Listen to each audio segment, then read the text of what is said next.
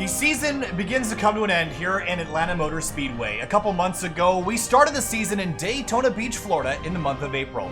It's now September and autumn is upon us, and now it's time to decide the RaceKings Cup Series champion for 2019. It's been a long season, we've had multiple winners, but now it comes down to the final 12 drivers, and in a couple races we'll eliminate 6 of them. And the final 6 will run to the end of the championship. Finian, welcome to the first round of 2019 RaceKings Cup Series playoffs for the 3WideRacing League. Tonight is going to be fun. If last night was anything to consider, a very hot, slippery racetrack, a very challenging racetrack. What are we expecting tonight? I think we're going to expect some similar racing we saw to last night in the Truck Series. Very hot, very slippery out there on this old Atlanta surface. Very hard on the tires, and also not a lot of grip to begin with. These guys are going to not have a lot to work with tonight. And I think it's going to be a little bit of a struggle. But again, from what I went at Fuel at Atlanta, it seemed that this has definitely it's better than what it used to be when these guys had almost next to no downforce. So it should be better off. The downforce is going to help a little bit. We know this track is challenging. Conditions tonight, 120 degrees, already starting a little warmer than last night. But coming in here, the playoff picture, Finney, let's take a look at the situation. Here is the playoff picture, and this is what's so interesting is that we have 12 drivers, and this is a very different format. 6 of these drivers are going to go home about halfway through the playoffs. The last 6 will run to the end. Yeah, we're gonna. The chase is going to be consist of 6 rounds, similar to the Truck Series. But three races in each round. So after 3 races, we're going to eliminate the bottom half of that playoff grid. But really, I think definitely the 2 drivers we're going to be watching the most is that 15 and the 54. As you can see, they're 18 and 17 points respectively off the cut line. And they're the highest in playoffs in position. They have equal amount of wins going into this. Obviously, some points differentiation due to just some bonus points leading at halfway. But those 2 guys are definitely the closest out of anyone in that grid to winning the championship. So on the bottom left-hand side of the ticker there, you have of course, the playoff legend, the light blue, the cyan blue numbered vehicles are the ones that are competing in the playoffs. Carlos Acosta has been switched out from Corey Lindsay as I believe he's starting a new job, so he can't make the playoff races. Also at the bottom left is your playoff cut line. That's 5th, 6th, 7th, and 8th, just to show you who's around the danger zone. But if you look at our points picture, everyone's around the danger zone right now. So the only drivers that I think are really safe in this round are Frankenfield and Gruenberg. But even Tate Lightle, you make one little mistake, you're going to be right in that cut line and falling victim to the rest of the field. Yeah, Lytle's a little bit ahead of some of the other guys due to, again, some extra points here and there. But yeah, he is pretty close. One bad race could easily throw him back to the Sharks with everyone else in that playoff order. So it'll be interesting to see if there's any surprises towards the back half. Guys like Kevin Fitt, Kyle Hanshaw, maybe even Carlos Acosta, who is a late addition. Maybe he can bring something of a surprise. So qualifying about complete. James Miller at the top of the board in his number 42 car. So that's a strong run. Josh Adams, of course, second. And now, as I say that, Matt Gruenberg jumps to P2 in his number 54. And we know he's going to be a hard one to beat. Blue spoilers and blue splitters, as well as a blue banner for the playoff drivers this evening. That's how you're going to be able to tell them apart. Track conditions, Finney, and we just briefly mentioned this. Extremely hot, just dropped a couple degrees down to 111 for the start of the race. But last night, we saw so many of those trucks slipping and sliding. We had all but 2 drivers put 1 lap down. 130 laps, so only about 16, 17 laps longer than last night. Do you think this is going to look any different than the truck race, or is it going to be pretty much the same situation, just with a different car? I think we're going to see these guys get spread out. I think it's definitely going to be very one-line dominant. I mean, obviously we saw this guy spread out. You could use multiple lines in the Truck Series, but guys typically got more spread out. I think we're going to see a similar situation with that. These guys are going to be dependent on as much grip as they can, especially with the aero. These cars are extremely aero-dependent nowadays, and I think we're going to see a little bit of separation due to that.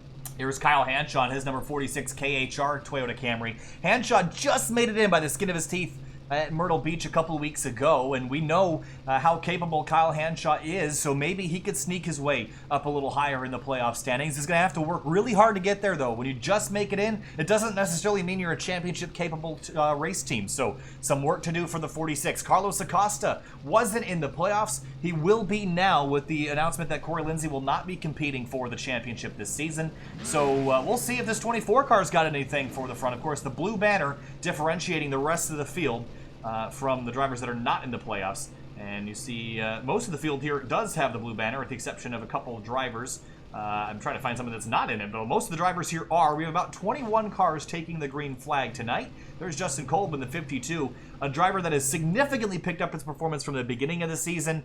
Chances he goes maybe not only to get some race wins, but chances he goes up and gets that championship. What do you think? I think he's one of those guys I'm keeping my eye on as well, just to see if they can surprise me towards the end. Because I think so the guys I expect to see in that final 6 going into the last 3 rounds is going to be Gruenberg, Frankenfield, Adams, and Lightle. I think those 4 guys are almost a given. Those last 2 spots are kind of up in the air. There's a lot of different guys that could appear there, especially considering just looking at how these races end up. So those final 2 spots can be full of guys like Kolb. And we'll have to really just see in 3 rounds and see if their pace picks up compared to the regular season. Field beginning to roll off right now. Johnny Thomas has won a championship multiple times in the past. We know he's capable. He won the Truck Series championship last season. Of course, the 83 has had a decent season. Not a spectacular one by any means, but I think this is maybe a dark horse to watch because I don't think he was a dominant truck last year in the Truck Series, but he ended up going out and winning that championship. So I think a similar thing could happen this time around in the Cup side.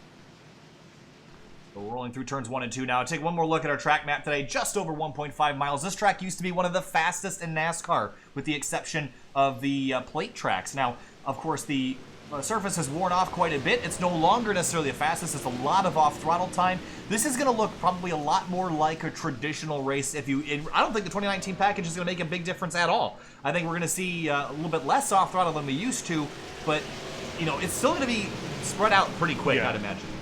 That's what I'm expecting too. Who knows? We could be completely proven wrong.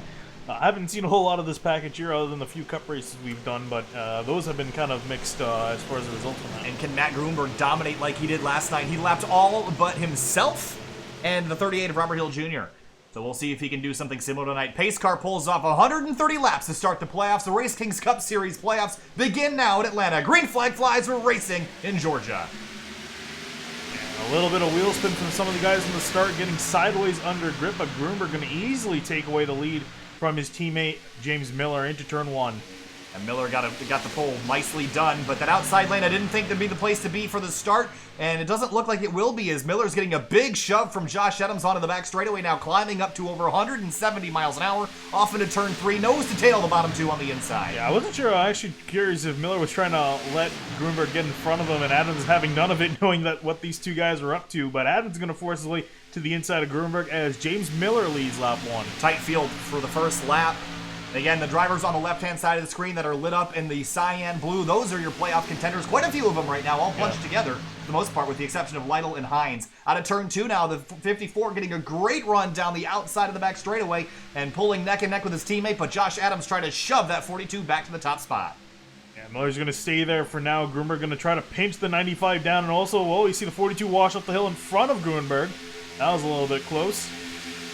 Okay, I take back what I said. It looks like we're already sitting pretty close together. I thought we would have seen even more separation by now, but that is not the case. Maybe once the tires start to wear. In the background, Carlos Acosta up the racetrack, way up the racetrack, as high as we've seen anybody so far.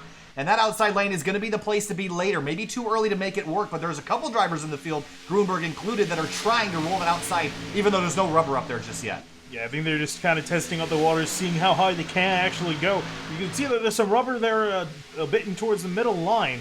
And I think the guys are going to try to just push the envelope slowly but surely throughout the event. Side by side for the lead. James Miller has it. Josh Adams wants it. Door to door as they head through turn number 1. And Gruenberg and Frankenfield coming into this championship with huge leads on everybody else. Can they maintain it? They run 3rd and 4th right now. Adams pulls even with James Miller on the back straight. And off into turn 3. It's the 95 with the advantage. Yeah, and you see Adams is trying to get clear of the 42. And it looks like he's just able to get ahead. He's going to right up in front of him. Yeah, he's going to slam the door shut in front of James Miller and lead his first lap of the evening. He used up a little bit of give and take there. That might come back to haunt him a little later in the night. Gruenberg down to the inside, trying to get an advantage on his teammate. But here comes Frankenfield to the outside now. Yeah, and Frankenfield trying to ride that outside lane too. And you can see a lot of drivers starting to move a little bit further up the track. And not just ride around the bottom. Gruenberg kind of actually stuck down there as Frankenfield's on the attack. Yeah, we'll see if that outside lane begins to work now. Jumping back a little farther, Johnny Thomas in the 83. He started the night in 7th. He's back to 9th. He's dropped a couple spots, but also stuck on the inside lane. Richard Lafferty, his teammate, right behind him. Dave Hunt in the 53, and a decent run last night. Looks to the outside off into turn 1. Yeah, and actually, how about Carlos Costa, too? I think he's moved up quite a few spots since the start of this race. 24 in 7th place right now. Very tight on the back straightaway. Not separating out like we thought we would see, but Acosta, you mentioned it, Finney, and he started in 11th spot. He's up to 7th, so a good climb forward for the 24 so far. 6 laps complete. Still some battling throughout the field. There's Tate Lightle in the 56. He won a couple races. Are we surprised that, he's not coming in here with more bonus points and maybe doesn't quite look like a championship contender just yet? Well, I think the only reason he doesn't have more bonus points is he only got 2 wins, and he's the only other multi-winner this season besides Gruenberg and Frankenfield. So I think he's gotten the job done as much as he can because, he's pretty much been third to the top 2 guys, if anything. He's been very consistent to the front, just not in the wins column. So I would definitely think that 56 is going to be a force to reckon with. Acosta around the outside of Kevin Finn. That's for 6th place, and Acosta is going places right now, up to P6 from his starting spot back a couple places. Sam Close in the 5. Right behind them as well. He's sitting 8th at the moment, and there's Lytle trying to slot in front of the 83. Couldn't do it. So the field beginning to separate out, and we're going to start seeing lap times falling off quite a bit. We're already a half a second off of the best times. 31.162 for the leader. Josh Adams, his best with a 30.692. So dropping off very quickly, and as that happens, we really see the front 4 breaking away already. Frankenfield, the tail end of that. Kolb leading the next group. Yeah, Kolb and then Acosta, who's moved himself up into 6th, now trying to track down the 52. Action around 10th spot or so. There's the 53 of Dave Hunt on the inside. Chuck Sweeting. Sweeting was about to get a top 5 result last night in the Truck Series race. Ended up bailing out with only a couple laps to go. So maybe looking for a bit of redemption here tonight and tracking right behind Lafferty and trying to gain a couple spots. Started in 17th. He's up 5 already. Yeah, Chuck Sweeting qualified into the playoffs. Gave up his spot due to not being able to attend most of the races in the playoffs. So he gave his berth up after getting a win this season. So, unfortunate not to see him there, but Sweeting running pretty well tonight. We'll see if he can still move up the order. Some battles throughout the field. We're going to jump back up momentarily to 4th place, though, because it's Frankenfield that wants to steal 3rd away from James Miller. He's right on the rear bumper, and it's 4 Mustangs at the front of the... or actually 3 Mustangs and a Camaro at the front of the field. And Adams in one of those Camaros, leading the way. And Acosta in 6th, and now looking for 5th place on the 52. Acosta actually has one of the better lap times. Actually, looks like he does have the best lap time of anybody in the field so far. So that 24 car has a lot of pace. He's got some ground to make up, though. 2.3 back from the leaders, 11 laps in. Yeah, this is a perfect race to try to give yourself a bunch of points to get yourself ahead of that cut line, especially considering next week is Talladega. That's always a wild card as how your performance is going to be. So, it's a huge wild card. Yeah, I mean, I don't think anybody can walk into Talladega feeling good. And for Carlos Acosta, that might be a place where he's really looking forward to, because it's where a lot of the guys that are incumbents in the win category, Frankenfield, Gruenberg, even guys like Josh Adams, if they have issues there, that 24 car goes from being at the bottom of the playoff grid to near the top. So that's a racetrack that I think a lot of guys at the bottom of the grid are looking forward to. The guys at the top are fearing a touch. Yeah, and here comes Tate Lightle with the charge. He's starting to move up through the order. He's picked now as his time to strike. He's fighting for 6th. With Carlos Acosta almost making contact out of 4. You saw Justin Kolb also lose a touch. So I think we're starting to lose the handling on these cars just a little bit. And Tate Lightle now to the inside of the 24. Now, did Carlos burn off his stuff too early? We've seen that happen in the past. Meanwhile, for the lead, Josh Adams has it, but Gruenberg has closed that lead back down and was 2/10 quicker last time through. Yeah, round number 2 for Gruenberg versus Josh Adams. See Gruenberg go to the inside. Adams going to block him off hard. Very hard racing early on. Yeah, Gruenberg way down to the bottom of the white line, almost had his left side tires below it, and you see behind Frankenfield trying to get by James Miller, and right now it looks like Frankenfield and Gruenberg are really just going stride for stride on the rest of the field, passing one car at a time, but for the lead, here comes Gruenberg down to the inside. Yeah, Gruenberg on the inside. Adams, I would say, probably with the better line, is going to get a nice run off the corner compared to that 54. Down the back straight now, you see the battle for 3rd continuing behind them, but Adams is going to hang on. The problem is, I don't think Adams is quicker right now, so even though he's gotten a better line, the middle, really the high lane, that's where you're going to be faster. I just don't think he's got enough to hang on. This 54 is looking really strong. I think he's really just hanging on by using that high lane, getting the runs out of the corner, preventing Gruenberg from getting much of a run on him. Gruenberg right down on that yellow or the white line there. And try to get a good run off the corner. You see the Oh. 95 bobble as he heads up the racetrack. And we'll keep it collected. Gruenberg also didn't really have much of a good exit off the corner. He's now clear of the 95 and going to have to fall in behind him. And how much is that arrow push from the rear spoiler of the 95 going to affect the 54's handling? It doesn't seem like the 95 is tracking off the corner very well. He seems like he's slipping up out of the groove a touch. You know, there's a hornet's nest behind him. That's Tate Lightle getting on through Acosta, and Acosta's beginning to drop down some spots, but back to the front. Gruenberg still dogging the back of the 95. Still right in the inside. I think Adams is kind of doing this on purpose, letting Gruenberg just trying to force the car into the inside, burning up his tires more. And I think Adams is just trying to keep him at bay and make sure he doesn't get past him. And we know this race is probably going to have a lot of green flag running, maybe even go caution-free. The truck race almost did last night. I think we only had one yellow last night. So I think something similar might happen tonight. Oh, we got a car off turn 4 loose. That was James Miller. He saved it. Meanwhile, for the top spot, Gruenberg tries to get the lead away. He had it for a moment, but Adams drives off into the corner right on the door of the 54. Yeah, just right on the door, and Adams has definitely been better off of 2 than Gruenberg. We'll see this time by. They're pretty much dead even. Yeah, exactly. Drag racing down the back straight, although I think, like I said, the 54 is going to have the better line through here eventually. And they're just, this is good stuff. I mean, this is hard to do. Running side by side for so long on tires that are about 2 seconds off pace already. But Adams is going to hang on for now. Can he re-clear the 54? Doesn't look like it. Yeah, not this time through, but again, I think just doing what he needs to do, just trying to wear out the 54. It's like it might be working, but Gruenberg's not going to give this up. The lead is going to be so important in the long run of this race. Gives you the ability to control the race at your own pace, and that's something Gruenberg really would like to do. Josh Adams drops in front, and you see the push from the 95 kind of hurting the 54's mid-corner speed, but look how Adams is sliding up the racetrack on exit. I don't think that's what you really want to be doing right now, but he is saving his tires a little bit by drifting up further. And again, Gruenberg down to the inside. Yeah, while these two have been fighting, Frankenfield's caught up to them. You can see him approaching in the background, trying to make this a 3-car battle for the lead. Off into turn 3 now, door to door as they enter the third corner. 19 laps in, they've been side by side for the last 5 laps. Who's going to pull ahead, or will Frankenfield come by and pass them both? Dead even at the line this time, it's going to be Josh Adams that leads the lap. Dead even.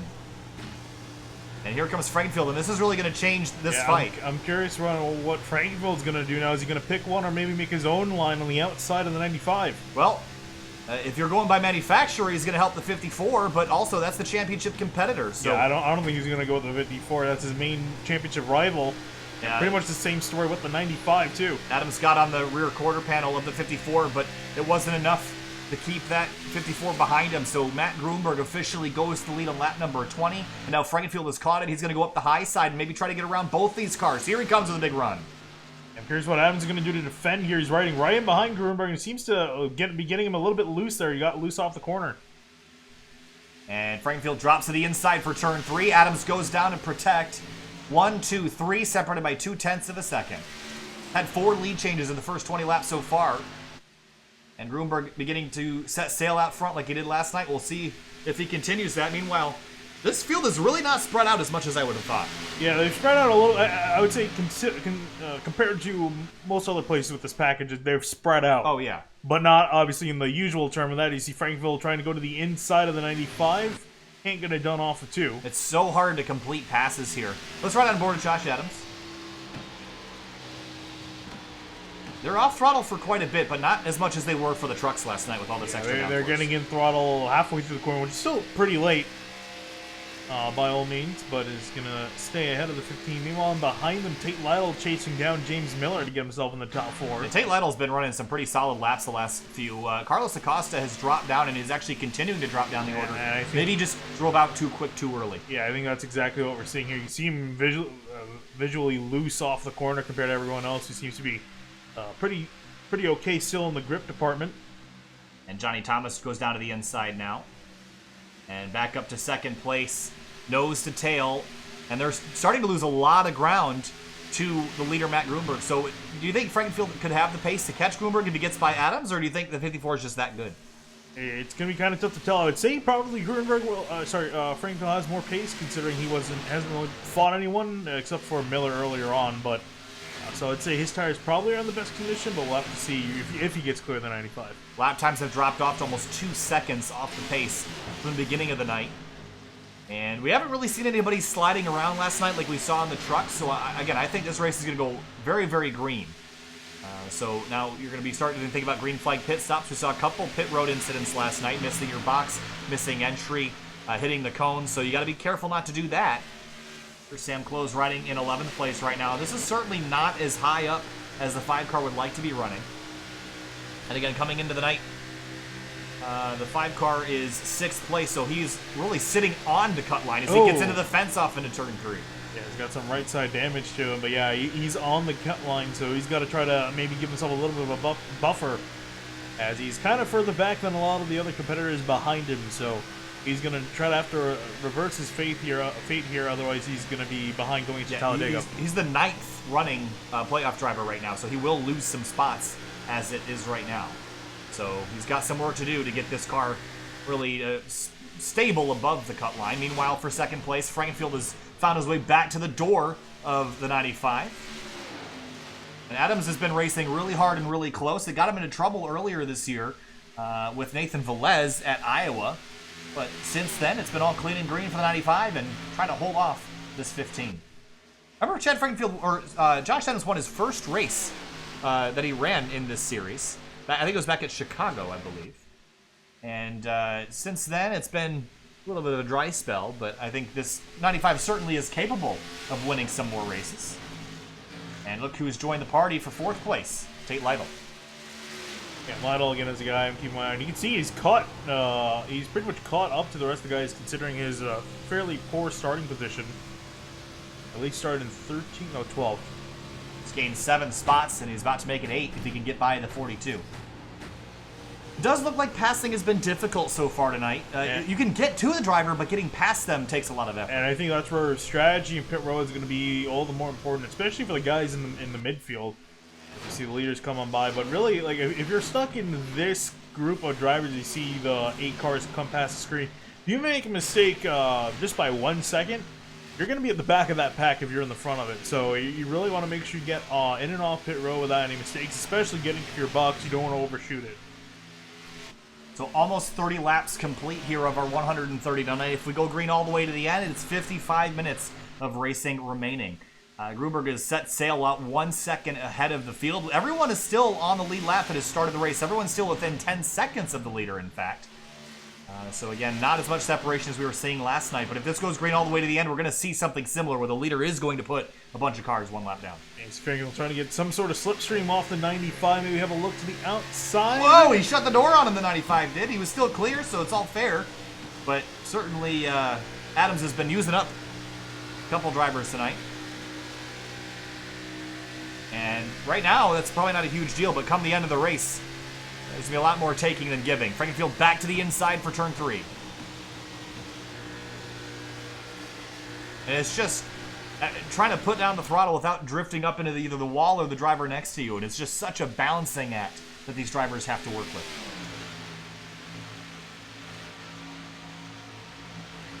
Dead even off into turn 1 again. And 15's going to drift up the racetrack side by side into turn 2. That could have gotten very ugly there. You see Frankenfield having to get off the throttle. It's going to try to fall back in behind the 95, not lose too much time to him. But here's his battle now for 4th with James Miller still defending off of the 56 of Lytle. You see Lytle backing off to make sure he doesn't go flying up the hill. Side by side for 4th place now, the Tim Hortons Mustang and the Busch Beer Toyota Camry. And 56 going to turn off into the corner and try to use that momentum to clear the 42. He almost has him here. He's going to try to slide up in front of him. He's not quite clear, and the 42 is going to get back to the outside. He might be able to get it in turn 3, or at least when they come back through 1 and 2, but it's definitely making some inroads. Justin Kolb sitting right behind them as well if those two have any issues. Car a little slow through 3 and 4. That's Dave Hunt. He's peeling off to come down to pit lane. This seems a little early for a pit stop here. I think this is a little bit early for pit stop. Might have had an incident off of turn 2. He doesn't look damaged. He has no damage at all. Let me just briefly zip back here and see if there was any drama coming off turn 2. Doesn't look like it. I guess just figured might as well come and make pit stop. So Dave Hunt in early. All right. I think this is quite a bit early compared to most other drivers. We'll see if anyone else decides to fall in down. Oh yeah, we have a couple more drivers hitting. Actually, our leaders are coming to pit lane. So splitting this race up in about three lap segments, and Miller was all sorts of sideways getting onto the pit lane. Surprised to see this. I didn't think we'd see this quite so early. It just makes sense mathematically. If you pit now, it's lap 33, then 66, then 99. More or less about where you want to be. Ooh, Gruenberg, big mistake. That's going to cost him. Big mistake for the 54. It is going to cost him. Sliding through his box, it was only about a half a second that it will cost him. I think Frankenfield's going to beat him off here. Yeah, it's definitely going to be the 15 beating him off. And he will get there, and so will the 42. So it'll be Frankenfield, as well as James Miller, beating the 54 off of the pit lane. Meanwhile, Tate Lightle comes in, bringing more with him. Justin Kolb is in as well. Carlos Acosta, Kevin Finn, Brandon Kluser, and more. Josh Adams has stayed out there on the racetrack, Finian. What do you think about this? I think he's trying to just hope that Acosta comes out, potentially. And I think really for him, it's just a matter of just trying a different strategy. I think obviously he knows he's not going to win this by following the leader strategy. I think he's trying to do something a little bit orthodox here. So we'll see what he's up to if he can pull off the strategy of an overcut. Whoa! Look at this battle on the front straight. This is for what will cycle out to be the lead. And it's Chad and Matt side by side for a moment with some lap traffic, or actually lead lap traffic, as they make their way through the field. Nose to tail. Right now they're 12th and 13th, but this will be for the top spot eventually. Yeah, you see Gruenberg trying to force his nose through the outside of the 15. Don't know how much alongside he's actually going to get to him. Oh, door to door out of turn 4, side by side as they come to the start-finish line, working through traffic. This is a very scary proposition to work their way through traffic while racing like this. Yeah, I would say it's not like this lap traffic has to really get out of the way or anything. Oh man, there's Chuck Sweeting. It's going to really hurt Frankenfield right here. And they're going to split him, but Gruenberg gets by and retakes what will eventually turn out to be the lead. Yeah, he's going to easily take the lead back there. So Frankenfield got a little bit of a break, but unfortunately couldn't keep ahead of the 54, and he was able to take it back fairly easily. So some different strategies forming here. We still have a bunch of cars that have not made a pit stop. Here is at least the top 11 have stayed out for 38 laps. Try to see if they can go maybe and make this a 2-stopper instead of a 3-stopper. I mean, that's going to be pushing some limits for sure, but we'll see if they can do it. They'd have to get to, let's see, lap 40-ish? 43. So actually, that's seems doable. Jonathan Cogswell, I think, has he was scored as the leader for a second, and he should not have been. So I was wondering if he had reset, but it doesn't look like that's the case. So not sure what was up with that. So that's what Adams is aiming for. The other guys think that it's wasted time. Wow, look at the speed difference as Gruenberg comes up. He gets slowed down. There comes Frankenfield through the middle, 3 wide of the back straightaway. Frankenfield taking the opportunity of that. I don't think he's going to get he's going to make almost make contact with Adams. Oh my goodness. Very violent action here for the guys that were the leaders. Holy cow. That was crazy. Look at the speed difference here out of turn 2. The 54 gets held up. Then the 15 tried to go up the middle, and there was no space. And then he tried to shoot the gap here. The 95 almost took him out right there. Wow. Right on board the 15 here. Hindsight would say the 15 probably should have gone low there. I think he was hoping that Adams would move out of the way. And that did not happen. Oh. Different strategies. The 95 is the leader, so he's got every right to be there, but that was close. I don't even think he realized that Frankenfield was right in behind him and was planning on making a move. And speaking of a move, here it comes to the inside of Gruenberg now. Wow, just the juggernauts of the series running door to door. Meanwhile, Josh Adams hits pit lane on lap number 40, so put that one in the mental bank. He made it to 40 laps. That's a little short. Again, not entirely sure of their fuel situation, but if they can't make it to 43, they're going to be short on fuel, and they're going to have to do some saving. Well, Chuck Sweeting's still out of the racetrack as well as a couple others, so I'd have to imagine they could go at least another lap or two. And Frankenfield still working over the 54 of Gruenberg. He's trying to stick it up the inside. And we definitely see that you can use both lanes. It kind of really just comes down to skill at that point of if you can make the pass or not. Actually, looks like Frankenfield's starting to make some inroads here. Yeah, I think the 15 car is better right now. The question is, does he have the long-run pace that the 54 does? We didn't really get to see these guys racing each other eye for eye because the 95 was in the middle of that battle before. So we'll see really which one's quicker on this run, but right now it looks like it's the 15. Sweeting stays out for yet another lap, so I think you can do this race in 2 stops. Yeah. But, so maybe the 95 left a little in the tank. I mean, there's definitely some different strategies playing out. Yeah, I was going to say, he's going to have to hope that he does, otherwise the strategy is going to not work out in his favor. He's going to have to make a pit stop with like 5 or 6 to go at the rate he's going at. Frank Sims in the 75. And a lot of people down on pit road. Sweeting, Salmaso, Hanshaw, Lindsay, Clark, and Thomas. And that's pretty much everyone hitting their magic number. Busy place at the moment.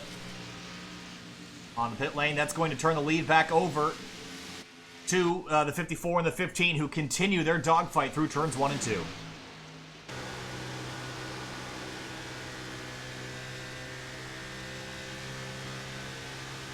That Mustang is a mean-looking car. On the outside into turn 3, Chad's really trying to get this lead away. But he's not sitting back here just hanging out. He's really going for it. And maybe burning up his stuff, but also forcing the 54 to use his stuff up. But it's really going to be a fight between these two. James Miller's 2 seconds back from this fight. Yeah, and Adams is 14 seconds behind the leaders after staying out and going on his own strategy. See everyone else coming off of pit road. Yeah, it's going to introduce some lap traffic to the lead battle here. Wow, Frankenfield was super sideways off turn 2. I wouldn't even say they're really lap traffic because they should be able to pull away from the leaders. Oh, that's a good point. So yeah, it really won't be a huge deal here. They only have 1 car a lap down. That is Frank Sims in the 75. One of 2 Toyota Camrys, or 3 Toyota Camrys here tonight. And manufacturer running orders right now. You have 1 Toyota inside the top 5. It is Tate Lightle in his number 56 car. It's pretty diverse inside the top 6, and then you look back and it's a string of Chevys all the way down to 14th. Sam closing the 5, back down in 17th place. I'm curious to see where he settles out, but this has really not been a great run for the 5 car so far.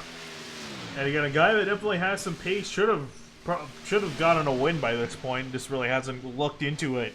But definitely has the pace to do so. See, he can turn his night around. Yeah, I definitely think Talladega will be a great opportunity for the 5, especially because that team as a whole seems to really work together well at the plate tracks. So I'd say the 5 has a good shot of winning there. Battle start the field, Josh Adams in 9th place. Running some pretty quick lap times, but 11 seconds back from the lead. A lot of time lost. He actually had a pretty slow pit stop too, 15 seconds. Yeah, interesting because he had a yeah, it was a little bit slower. Gruenberg still had a slower stop with his mistake. So Adams now 10.7 back.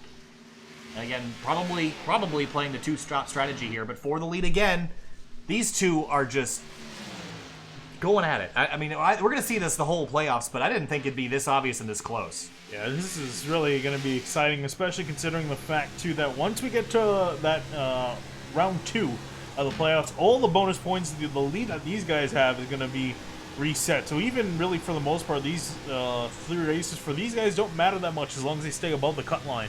This point's going to be reset after, but obviously, I mean, it's going to be hard telling them that because they're fighting it out for the lead here.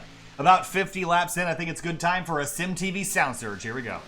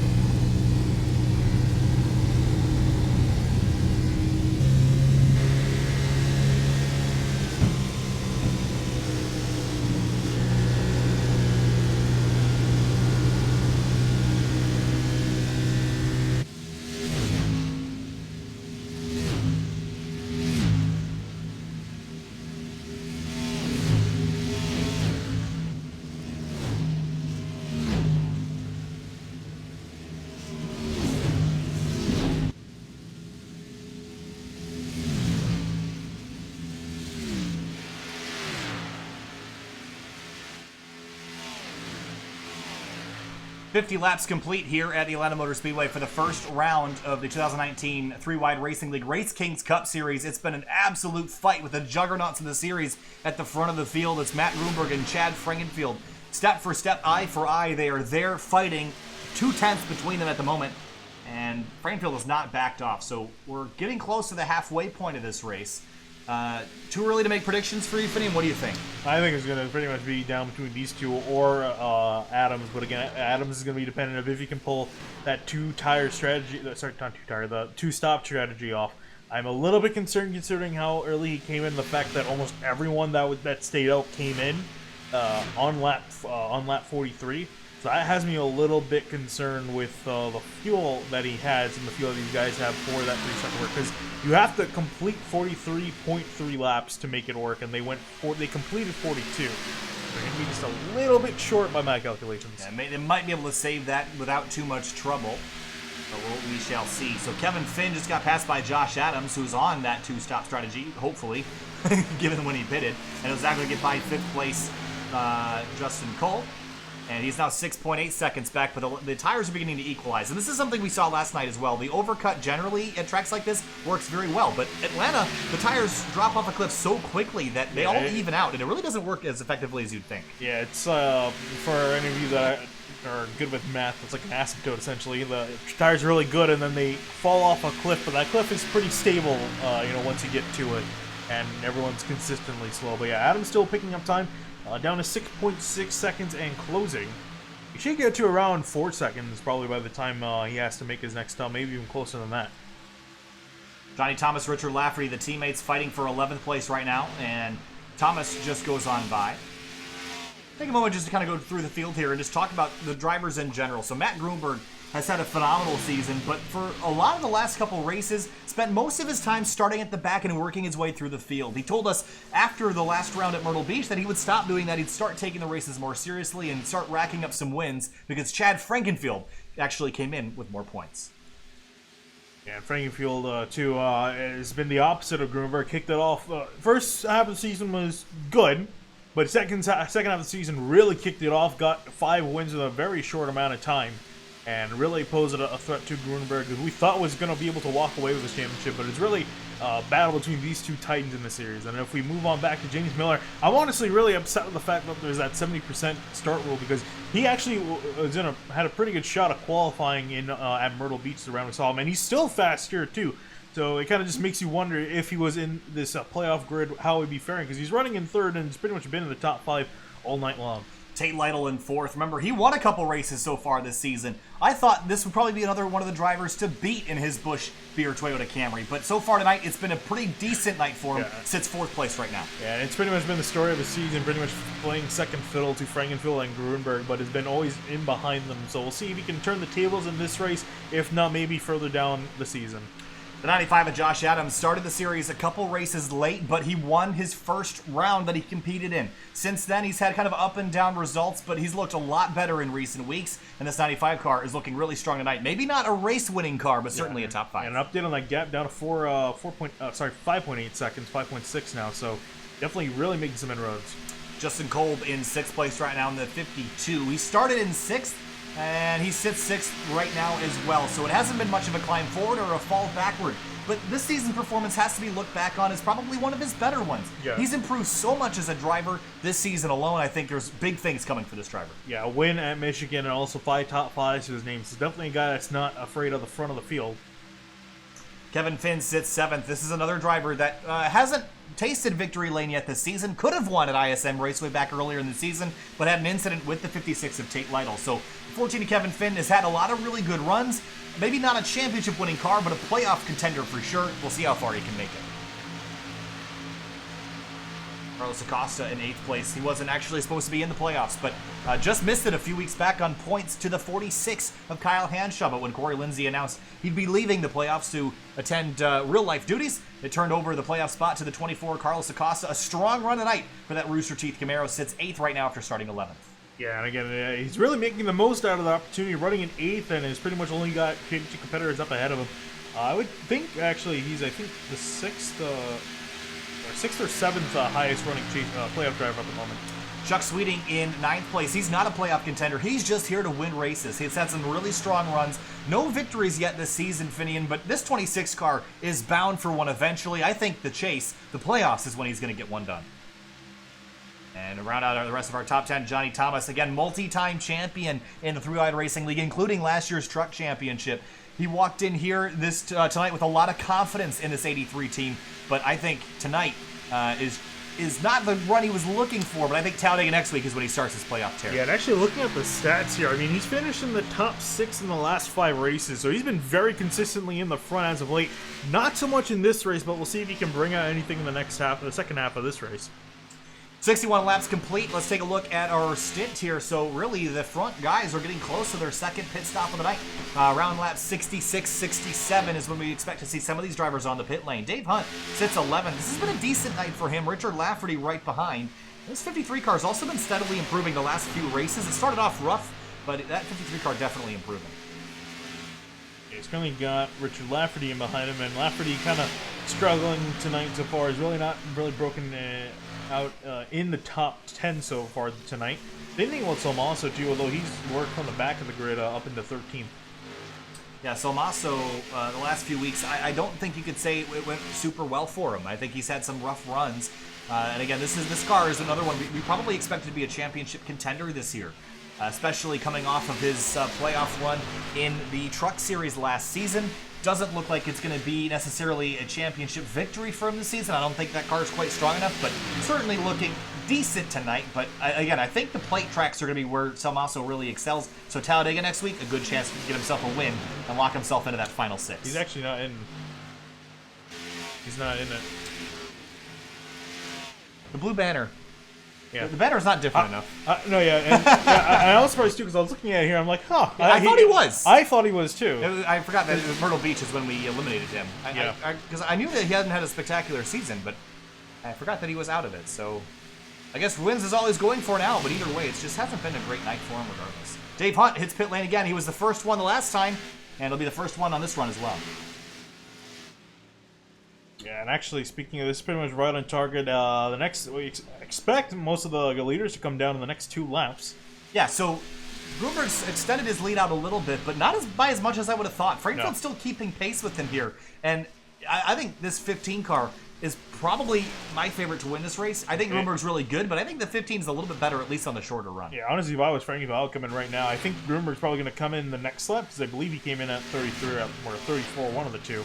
So I would just come in now, save a lap or 2, try to get ahead of 54. We'll see this time. Nope, he's going to stay out another lap.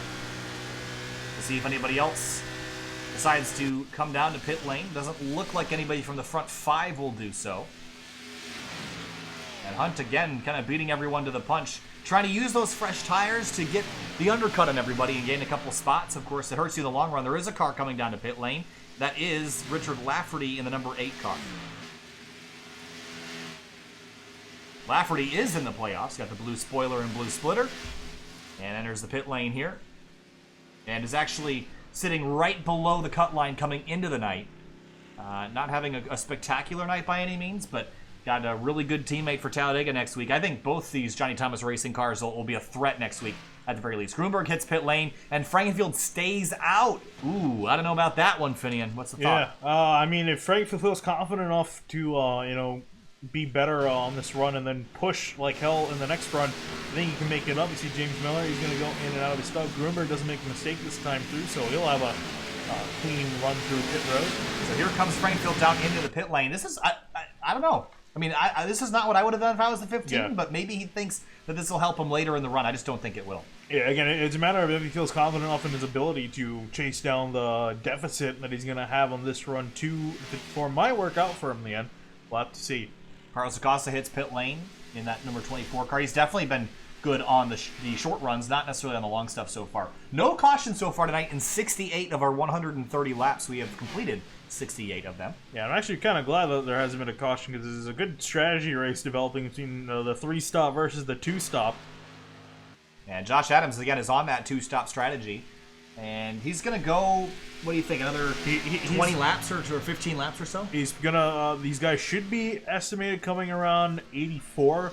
they should more be around 86, 87 Yeah, to it's try gonna, to be it's on gonna be target. pushing that So, fuel-wise. based on the way they ran last time through, I expect that a lot of the guys are going to come down on 84. But if they come down on 84, I think they're going to be a little bit short. And these guys are getting horrible fuel economy in comparison to the previous version of this car. Yeah. The big blade they got on the back of these cars, it just destroys your fuel economy. And the thing, too, there's a lot of on-throttle time. Because with the old package, you can easily get off throttle, clutch into the corner. This, you pretty much have to be on throttle for most of the laps. So it's much harder to save without giving up a lot of time. Matt Gruenberg is scored behind the 15 of Frankenfield right now. Oh, a speeding penalty for the 54. Oh, no. And just when we thought that he got on pit road without any incident, Yeah, that's a big one. Yeah, big penalty for the 54 Gruenberg. I did not think that would have been the case. So that's a 15-second penalty. That's going to... Still not working. I gotta fix that. we don't penalize people very much. It's not having to use it. Especially Gruenberg. That's really surprising that he got that penalty. So he's going to be... That's a 15-second penalty. That puts him behind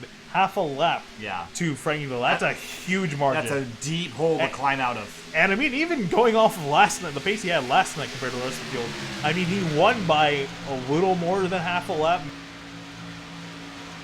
Extremely hard to make up. So that might have just given Frankenfield a win, bar nothing happens. So that's a big mistake for Gruenberg. Yeah, that's going to hurt a lot. And you know what the 15 just did? He just smiled looking at his relative. Because that pit stop sequence, I thought put him behind. He's got a huge advantage now. He's got to take it and run. He's really sitting in the catbird seat if this race goes green to the end. The only question is, what about this two-stop strategy? I mean, I don't know. If they can make it, I think it'll work. But again, it's if they can make it. That I'm not entirely sold on yet. I mean, obviously, I don't know the fuel mileage. Only they really know. Now, I would imagine they'd be crunching the numbers and figuring out if they can't make it. Chuck Sweeting sits second place right now. Johnny Thomas in third. Again, taking a look at our stint graphic here. Again, you said they had to go about another 10 to 14, maybe 15 laps. That's a long way to go. I mean, we've only really seen people go to 42 on a tank of fuel. So we'll see if they go a couple extra laps and maybe if they're saving something. But, I mean, again, it might be worth to save some fuel. You might be able to make this whole strategy work if you just lift a couple times for a few laps. But I'm skeptical of that.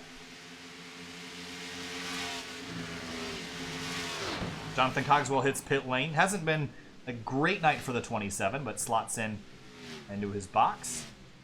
Matt Gruenberg has some... I mean, this is still going to be a decent run for the 54, but it's the wins that are going to make the difference for the long term between him and the 15, and I think you got to win at every chance you can get. Because remember, Frankenfield came in here with more wins than the 54, and it's just going to bury Gruenberg more if the 15 continues to win races.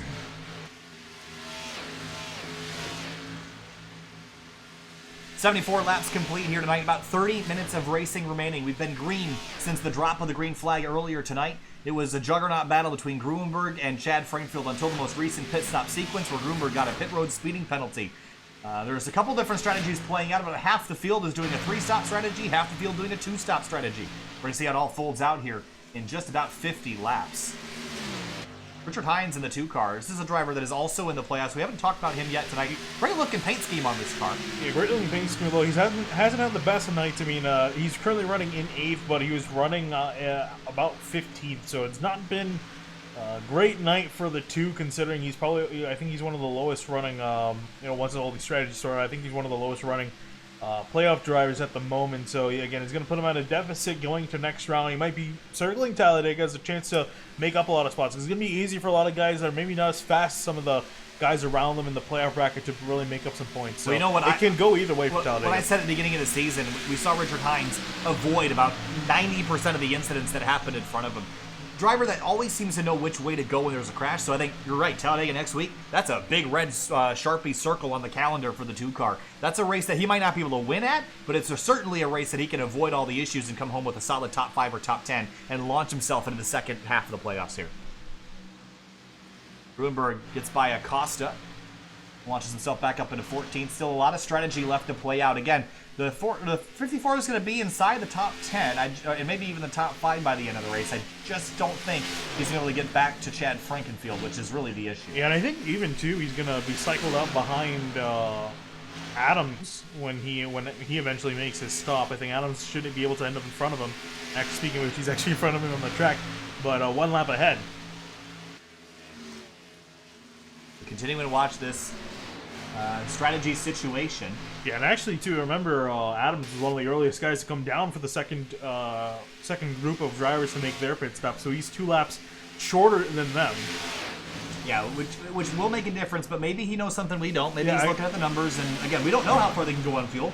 Our expectation is he's coming down. Yeah. This is going to be really. This is way short. This is shorter than his last run. I think he's giving up on that strategy. That could be, but my other thought is that maybe he's got plenty of fuel, and that he's just making a stop to make this run extra long. I don't know, but I don't think so. Can you go 50 laps on a tank? I don't think. Again, considering the way that that everyone came in on the same lap, I think that's telling me that they were almost out of fuel.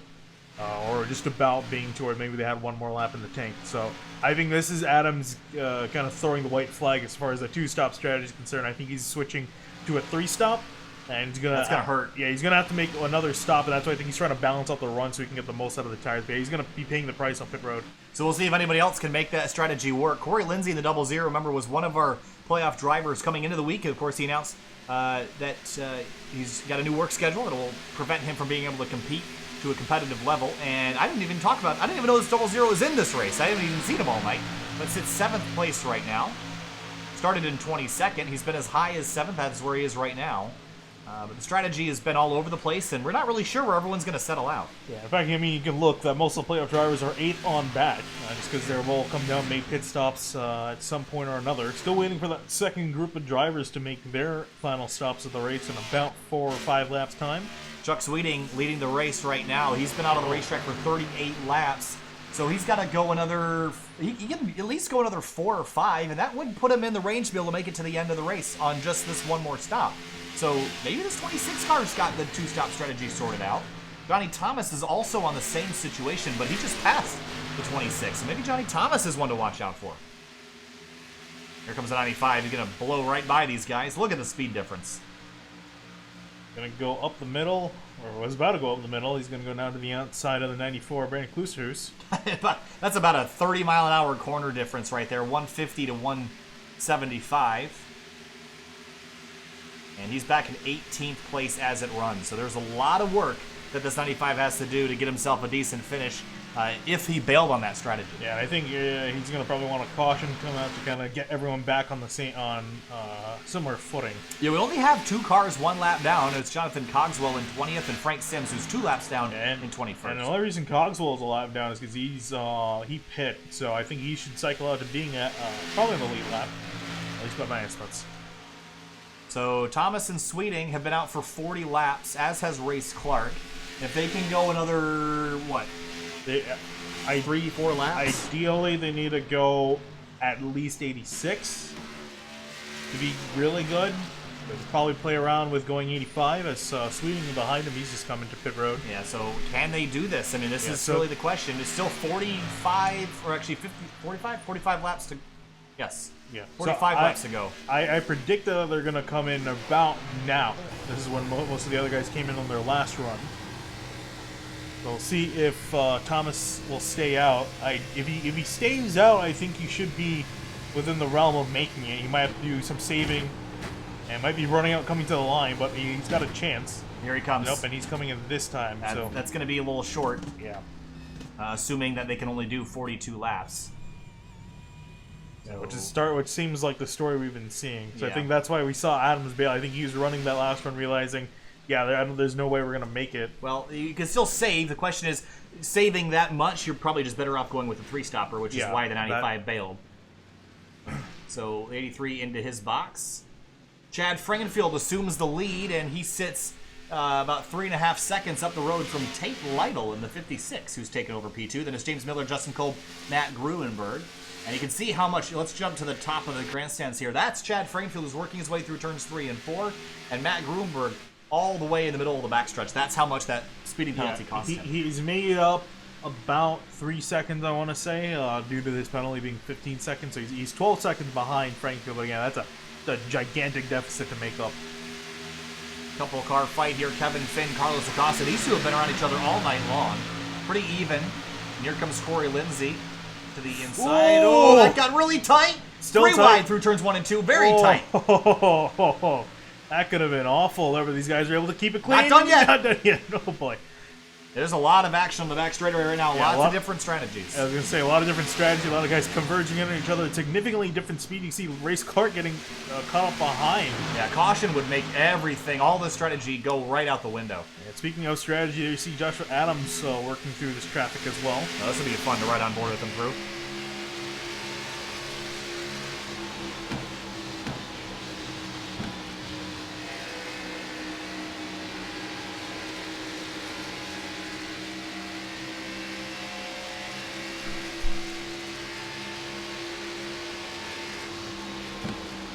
Two and a half seconds. Tate Lightle is actually gaining some ground on Chad Frankenfield at the moment.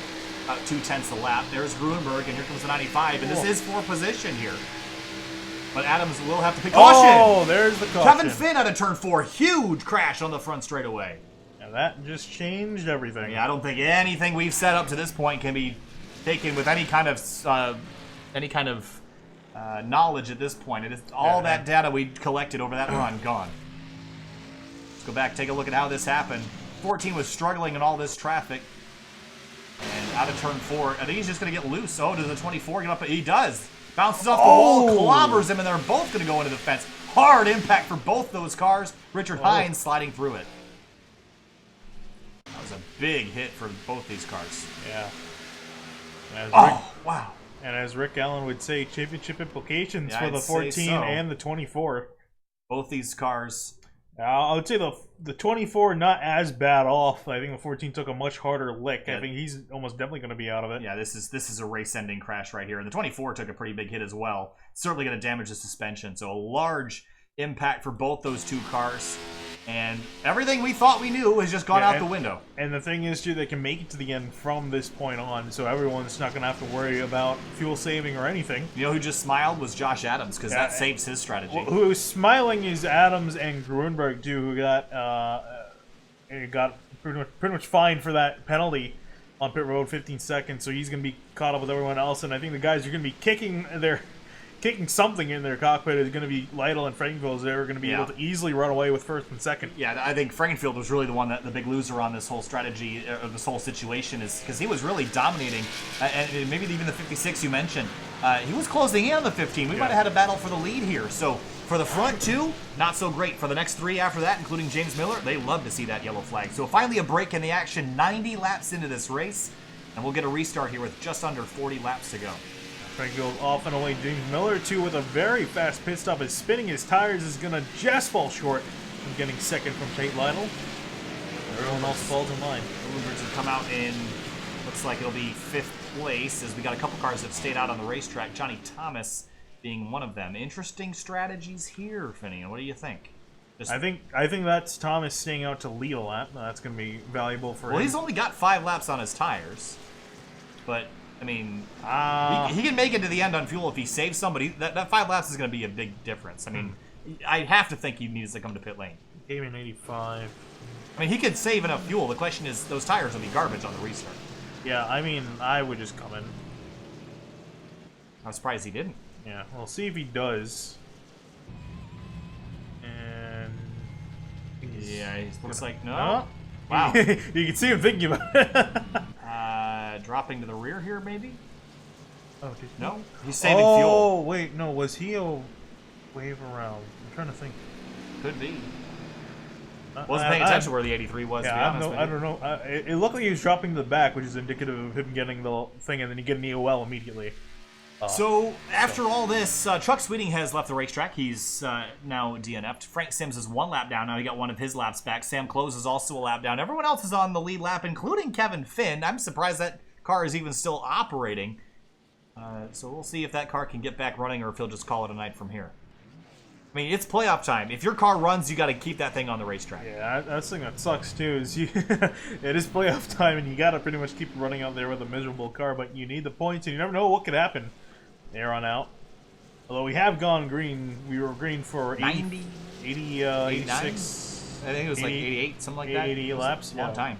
So now the question becomes, we generally see 2 patterns in sim racing.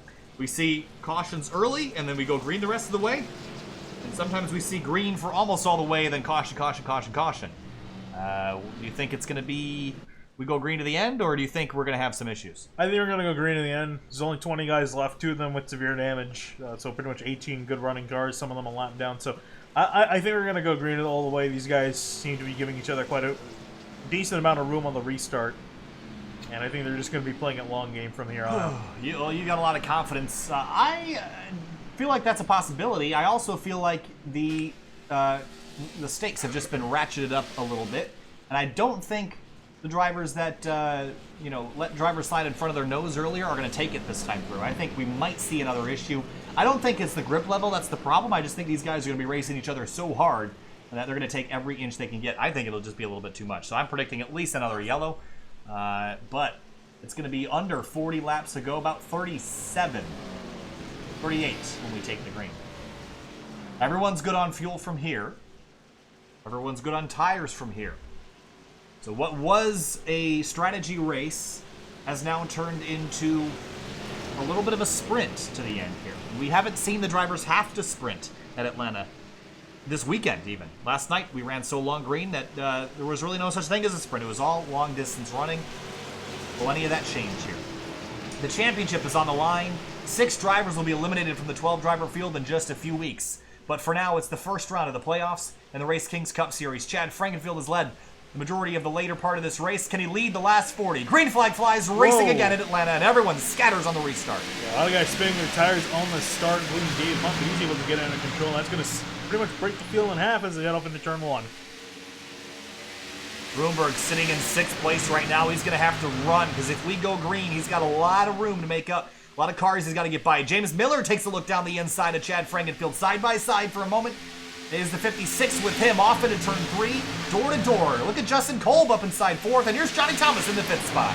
Yeah, Thomas, though, I can imagine again, he's got 5-lap older tires. Really not too much wear on him, but still older tires than the other guys around him. How much will those matter? It's going to probably matter a little bit more than you'd think. Here comes Tate Lightle up to the outside lane. The 42 slips up the racetrack. It's going to just almost tag him in the quarter panel. Kolb behind them. He got really loose off the corner. He's going to save it. Going to box up a lot of people in behind the 52. Everyone scatters a little bit. Gruenberg down to the inside, trying to take advantage of it. He will go to P5. And Richard Lafferty in the 8 car. He looks up the racetrack. He's going to force the 52 wide a little bit behind him. Even more scrambling. And see Thomas falling down the order past Dave Hunt. So Johnny Thomas running back in 9th. But meanwhile, up in the front for the lead is going to be Frankenfield and Lightle starting to go at it. And Lightle now, he was closing in on Frankenfield in the last run. James Miller and Josh Adams using each other up on a turn 2. 3 wide behind him in the mid-pack.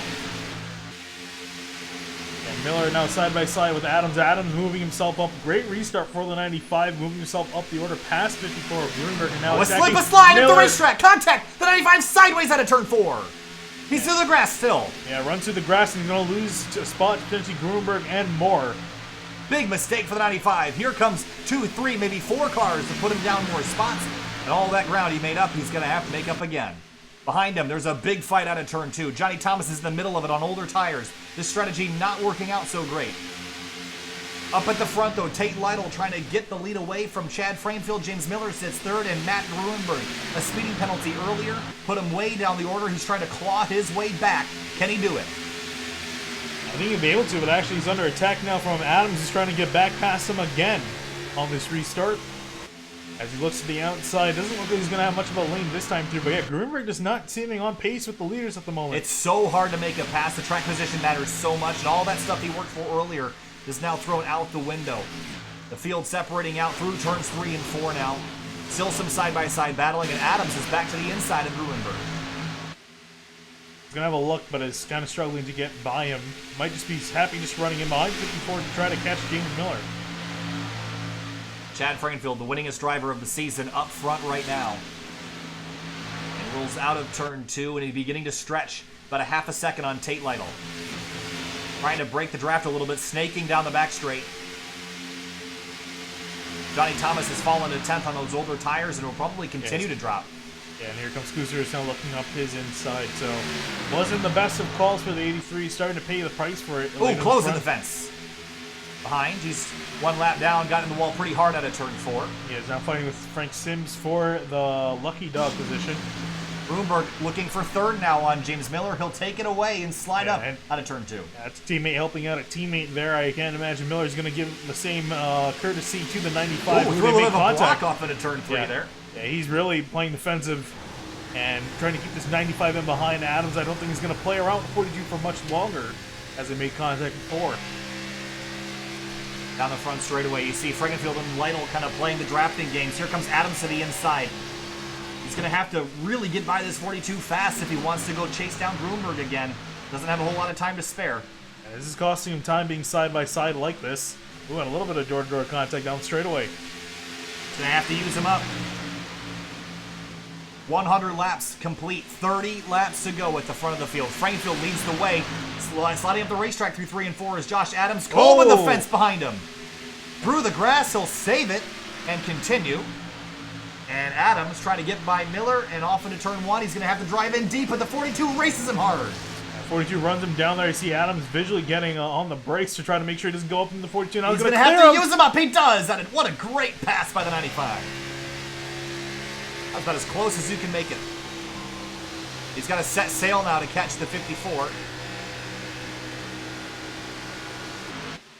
29 laps to go. Frankenfield leads the race by half a second. Then Gruenberg a half a second behind that. Then it's Josh Adams, Miller, Lafferty, Hunt, Kolb, Salmaso, and Kloosterhuis, your top 10. The playoffs bring out a lot of intensity, Finian, but I don't think we expected this race to be quite so intense. Tate Lightle now, getting by the 14 of Kevin Finn. Gruenberg now as well through turn 3. Well, Acosta, too, is on the apron trying to find a place in line as the field races around. Kevin Finn also moving out of the way for some other drivers. Richard Lafferty in the 8 car has really found some pace here in the last couple laps, and he's chasing down Miller for 5th. Yeah, it was on the back end of the playoff grid throughout most of this race, but now where it's kind of the most, he's up one of the highest running drivers, the 5th highest playoff driver at the moment. This will benefit him greatly in the points. Atlanta last night was really spread out. Everyone had lots of room to race. Tonight, it's been a lot tighter. There's been a lot more action towards the front of the field. There's been a lot more strategy, but it was all thrown away with a late race caution out of turn 4, the 14 and the 24 coming together, crashing. And now the battle for the lead is on with Frankenfield, Lightle, and Gruenberg. But Gruenberg is now catching the 56. Do you think he's got enough time to go run down the 15 if he can get by the 56? I think he might. We got a decent amount of laps left to go. But again, yeah, it's a matter of if he can get past 56. And I imagine Lytle's not going to put much of... I can't imagine that Lytle's going to let him get by easily. We're getting down to it. I think Lightle knows if he lets the 54 back by, he's not going to be getting that position back. Justin Kolb in the background fighting with Salmaso. Salmaso's actually recovered quite nicely in this race. Was really running poorly earlier, but now sits in 9th place. Yeah, definitely made up quite a few positions. Same situation as Lafferty. Looking at the time for the top 4 fastest guy was Josh Adams in the 95. Yeah, can't he throw a wrench into this mixture here? Closing in, and the second place battle is going to start soon. And the 95 is going to want to be there to take advantage of them slowing each other down if they want to have any shot of catching that 15. Now let's check this time through the line they come. Quickest, not quite as quick as Matt Gruenberg. Frankel, not a pretty poor lap, wearing a 32.1 compared to Lytle's 32 flat, and Gruenberg and Adams running just below a 32. Is Frankenfield burning off his stuff, trying to run away from the field? He could have burned those rear tires off. We're 2 seconds off, or about a second and a half off from the best times of the night. And Josh Adams is coming. This 4-car fight, it's the same as it was before, with the exception of Lightle and Miller trading spots. But this 54 has caught Tate Lightle. Frankenfield again, a 10th and a half slower than Lightle and Gruenberg last time through. The quickest car of the 4 was Josh Adams. Everyone, they're all bunching in on one another. The top 4 all within 0.8 of a second of each other. And a big gap back to 5th place, James Miller. Then it's Richard Lafferty, who's actually closing in on the 42 and might actually make a pass inside the top 5. And Lafferty, remember, he was below the cutoff line coming into tonight. This will set him up beautifully for Talladega next week. Frankenfield, big mistake. He's lost half his lead here the last couple of laps, and beginning to weave. I think he's starting to sense that he's getting run down. Yeah, he's starting to get a little bit desperate here. He's got, I think, out of stuff to defend. The 56, 54, and the 95 Alphas are all closing in fast on him. Yeah, Gruenberg's the one I'd really be the most concerned about. And he's going to look to the outside of Tate Lightle off into turn 1. Gets the door slammed to look to the inside. Here comes Gruenberg for P2. Yeah, throws into the inside of Lytle, but Lytle's going to have a much better drive off the corner than Gruenberg. And he's going to have to try again. But look at the run Lytle got, and look how he's chasing down Chad Frankenfield. So maybe Lytle's got the best of the three here. Off into turn 3, we're coming back to 21 laps to go. 15, 56, 54, and Josh Adams right behind in case something happens. Oh, loose out of turn 4. Something almost did happen. Lytle a little bit loose in behind the 15. And Gruenberg now going to take advantage of it. Going to have a move to the outside. Yeah, I'm surprised the 56 gave him the outside here. This is going to give the 54 a great advantage. But Lytle's going to try to clear him.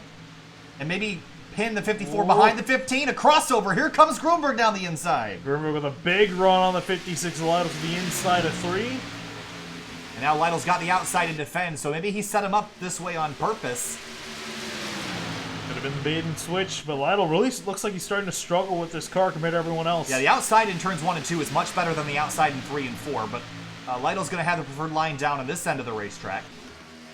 But Gruenberg beginning to show this fight. We saw this earlier in the race. He's tenacious down there on the inside groove. He'll make it work eventually. And Josh Adams has been drawn back into this fight. 4 cars, 20 laps to go in the first round of the playoffs. Yeah, it's a fantastic fight going on here. Hopefully it can last all 20 laps.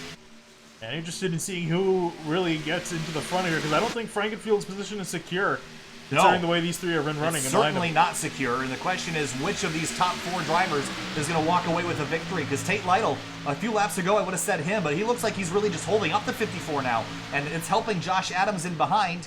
And maybe Adams is the quickest, but he's got to get some track position before we can consider him the favorite to win this race. Yeah, he's the tallest order out of all these guys. He has got to pass 3 of the fastest guys in the field. Running nose to tail now, 1, 2, and 3. Car slow on the backstretch. It's Lafferty. And the 8 car crashed. Crash on the apron. No caution. There is a caution. With 19 laps to go, the caution flies. Our leaders, Frankenfield, Lightle, and Gruenberg. That's going to set up a really interesting restart, but heartbreak for Lafferty. Was having a spectacular run, and it will end there on lap 113. And this is going to hurt. Was actually battling for 5th place with James Miller. Was right on the rear bumper of him through turns 1 and 2. And maybe there was some contact here, a bit of a shove to the back of the 42. And he's going to chase it up the racetrack and probably bounce off the fence here.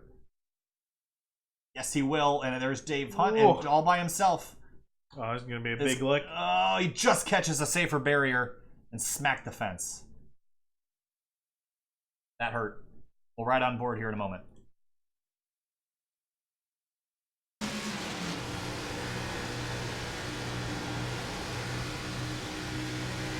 Just misjudged it.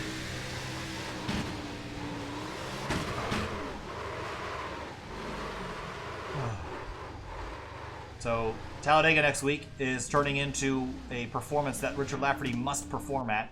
So everyone on pit lane, no surprises here. What, if any, position shuffle will we have? Dave Hunt, is he trying a 2-tire stop? I think that's what he might be up to. That's a gutsy move. Oh, yes. I actually don't have him recorded as stopping in his box. I'm not sure. Looked like he did, but anyway, race off of pit road. It's going to be Frankenfield. Ooh, Lightle. Lightle gave up that spot on purpose. Oh, that's a smart move. Yeah, that's now, really smart.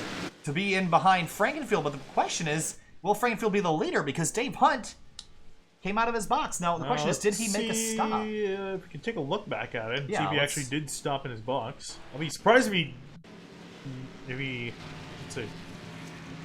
Oh, yeah, no, he just missed it. He just gave up. And I think figure instead of doing the whole backing up nonsense, it's just going to go around again. So yeah, he will come back in, make a stop, I would imagine. Yeah, so that's really going to turn the lead back over to Frankenfield. And now for Tate Lightle, genius move there to just get on the brakes. And to have the capacity to know that Dave Hunt messed up his pit stop and just drove on through. Because, Dave Hunt does stay out. There's no way. I mean... That's going to be a suicide run. Well, so here's the problem for Tate Lightle now. is depending on which line Dave Hunt takes, he's going to be stuck behind a car on old tires. Honestly, I don't even think he realized that Dave Hunt was. He might not have, but he set himself up right if he did know. I don't think he did know that. I think because Dave Hunt would have passed and been off of pit row by the time that he would have realized. So again, this is the playoff picture coming into tonight. Of course, this is not live, not updated. But Frankenfield and Gruenberg separated by 1 point coming into the night. They're, of course, head-to-head. Tate Lightle comes in third. Again, really playing second fiddle to those front two guys. Josh Adams has had a decent night, sits right behind them. But the drivers that are really going to hurt tonight, Sam Close for sure. Drivers that had a good run going that are going to be also hurting, Richard Lafferty, Carlos Acosta, and Kevin Finn. They're all going to drop below the cut line heading into next week at Talladega. Yeah, it's going to be a big hole to climb themselves out of. And again, Talladega, not the best place to climb yourself out of a hole. You don't want to go into Talladega needing a good run. Yeah. You want to go into Talladega trying to have an okay run. Trying to have an okay run or have a chance to win. And be able to go for that win without worrying that you're going to crash. Because if you're worried about you're going to crash, you're going to get in a wreck. That's just how Talladega seems to be. So Hunt will peel off to head to pit lane this time through. So this will save Tate Lightle here. Now Josh Adams is going to be restarting behind the 54. We've seen the outside lane be really a terrible place to restart. So now what happens? Nothing really much Adams could do. He's kind of just has to stick with that decision. And here they go. Here they line up. Sam Close is going to take his wave around to put himself officially on the lead lap with everyone else. We've run 116 of our 130 laps. It'll be a 14-lap sprint to the end, and my prediction that we'd have one more caution came true. I think now we'll probably run green to the end unless we have the leaders crash. I think if there's a caution, it'll be the leaders crashing. I don't think anybody towards the rear will be an issue this time. All right, playoff race number 1 in Atlanta. Usually you end the playoffs at a place like this. It's been a spectacularly entertaining race, and if we take a look at our race information so far, we've had 14 lead changes. There's quite a few for Atlanta. We haven't really seen Atlanta be a super competitive racetrack in the past. Yeah, we'll see. This cutback is pretty good here. Elsewhere, yeah, it's a mixed bag. Here, it's definitely shown that definitely been good at Atlanta. Out of all the 1.5 miles. Yeah, we ran this with ORL at Atlanta, but it wasn't this entertaining. No, yeah, it was an okay race. It was an okay race.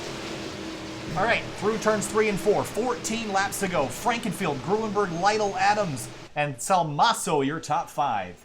Who's going to win it? The first playoff race, setting themselves in for Talladega next week. Green flag back in the air, and everyone jumping on the go pedal and scrambling to get going, and Gruenberg did not get a great restart. Yeah, very poor restart for the 54. That might have been on purpose, though, to get himself to the inside in behind Lightle, and he'll be successful in that endeavor, whether he planned it or not. So top 4 single file out. We'll see if they can try to build up any runs. Frankenfield to the inside going defensive. Caution! Caution out immediately. James Miller in the background. And some damage to the 42.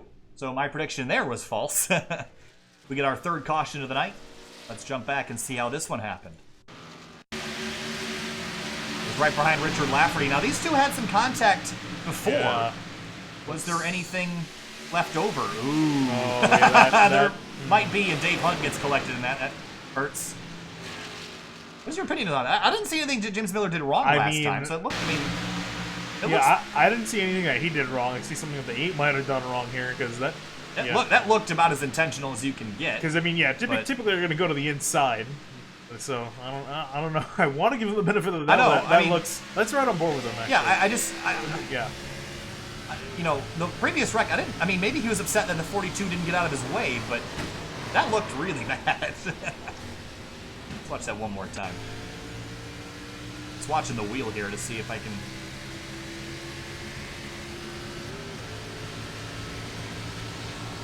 Yeah, he definitely didn't really do a whole lot to turn down. Look from ooh. I mean, maybe there was that bobble on the restart was the final straw, but we'll let race control handle this. But yeah, I was gonna say if something does get done about this is gonna pretty much end Lafferty's championship hopes. Yeah, because he's a playoff driver, and that's gonna put him back way too many points. And if that was intentional, that was a really poor decision by Lafferty, because the 42 is not in the playoffs. Don't get yourself caught up with non-playoff drivers. You have a championship to win. Whatever you do, don't do that. That's really all. And especially considering that Sam Close, Finn, and Acosta all had problems. I mean, the worst he would have finished is probably ahead of them. So, I mean, would have had a decent run, all things considered. But yeah, so I hate this for Dave Hunt, too, because he had just come down to pit lane, was having a solid run, and got caught up in a mess that he had nothing to do with. And so he'll have some damage to repair on that car, unfortunately. All right, let's jump back up to the front here. And this is not what Tate Lightle wanted to see, because look where he is now. E2. yeah, and nothing much you can do about this, so... Actually, if he's around, I'd like to actually talk to him and see if we can get a quick little conversation. Not seeing him. Oh, he is here.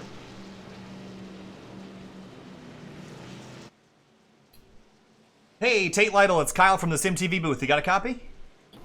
Yeah, go ahead. Hey, Tate. Well, it's been a really good run for you so far tonight. We saw you play some clever strategy coming out of the pits to get yourself lined up in third. How are you going to launch in second place here for the restart?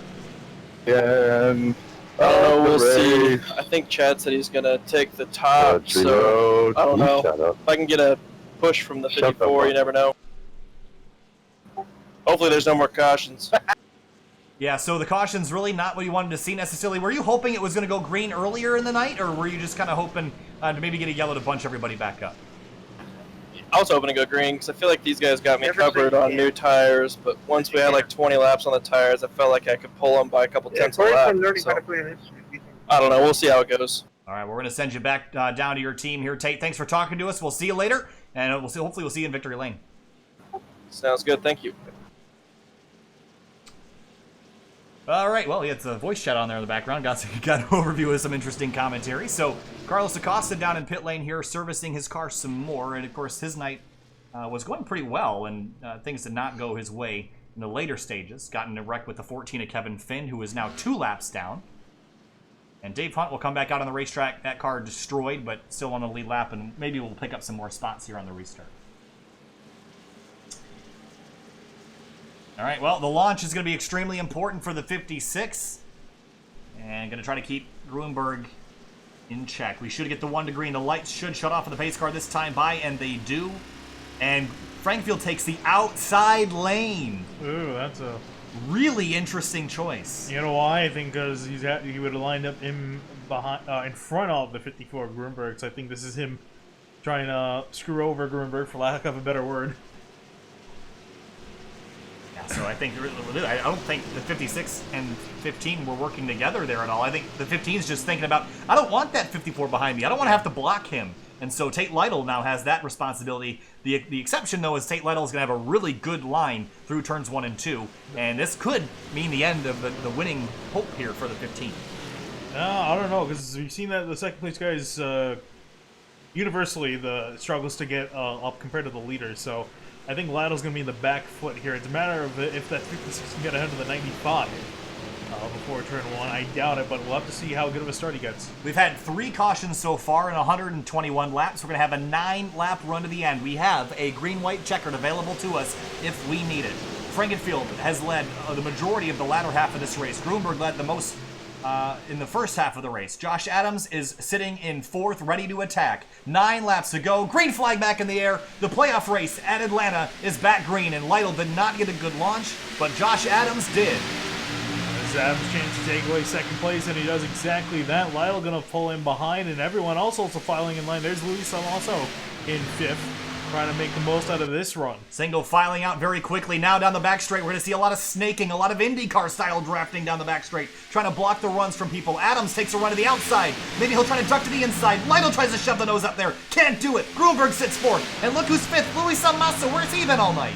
Yeah, now here comes Adams, though, in front for the run, trying to look. He's going to look high, going to look low. Oh, we almost had it. The grass. Through the grass. Trying to get to the inside of Frankenfield. Here comes Lightle to the outside now. It looks like Matt Gruenberg might look like he wanted to go with him, but won't do that. Side by side for second on the back straightaway now. Which line does the 54 choose to push? Indecisive for now. He's going to be outside. Actually, he's going to scrape the wall a little bit, entering into 3. Adams going to continue on the bottom with Frankenfield right in behind him. And Adams going to slide up the racetrack almost into Lightle. For the lead, the 95 through the grass again. Lightle's got to run to the outside. 7 laps to go in Atlanta. Oh, here comes Lightle now. He's going to try to make a run maybe for the lead here, trying to get side by side with the 15. Nose to tail. Frankenfield and Josh Adams. They were earlier, they had totally different strategies. They worked out to get them inside the top 5. The cautions have fallen their way. And Josh Adams now in 3rd place, tries to go up the middle of the 2 leaders, has no place to go. That's not going to work if he tries to make it go through. There's definitely going to be a wreck, but here comes Lightle with a fantastic run out of turn 4. He's going to be side by side with Frankenfield's actually going to lead this lap. Can Tate Lightle sneak away another victory this season? Here comes the 95 to the inside down in turn 1, 3 wide for the lead. 3 wide for the lead. They're going to have to give each other some sort of room. Lightle and Frankenfield not giving each other much, but Lytle's going to have a fantastic run out of 2 now. Is going to clear both of them. Tate Lightle to the top spot. Here comes Gruenberg now, 3 wide for 2nd place. Coming back to 5 laps to go. Adams on the bottom. Looks like the 15 of Frankenfield in the middle. Gruenberg on the high side. Gruenberg gets shuffled out. 2nd place, still a fight. Door to door, banging out of turn 4. Yeah, Frank was able to clear out Gruenberg through that corner. That was a big thing for him. Now he was able to focus on Adams. Now can focus on back Lightle. Down. Side by side again for the lead. And look at the run that the 15 got. But looks like the 56 is going to get the run out of turn 2. Is he going to lean on him? Not quite.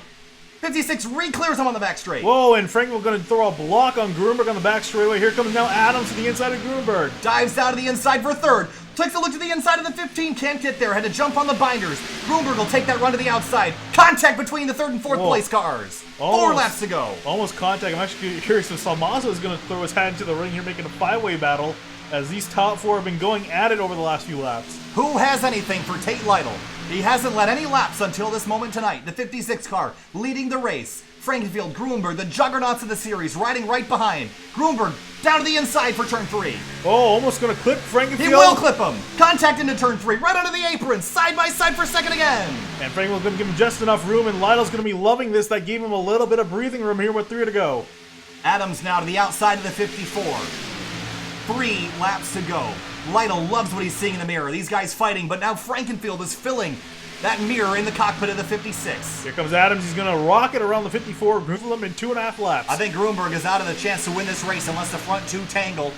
Adams still close enough. Frankenfield right on the bumper, coming back to 2 laps to go.